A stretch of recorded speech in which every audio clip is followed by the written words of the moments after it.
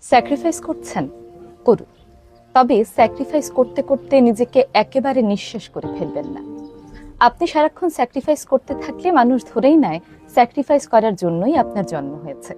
আপনিও যে মানুষ, আপনারও যে মান, অভিমান, সুখ, দুঃখ থাকতে পারে, মানুষ এটা ভুলেই যায়।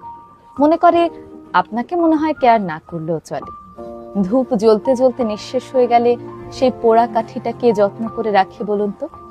যতক্ষণ সুগন্ধ ততক্ষণ তার দাম। সুগন্ধ ফুরিয়ে গেলে মানুষ বরং নতুন ধূপ নিয়ে আসে।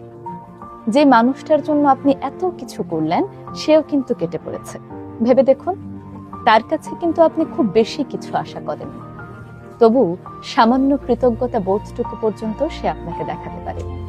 তাহলে কেন নিজেকে নিঃশেষ করে আর কতদিন অন্যের কথা ভাববেন?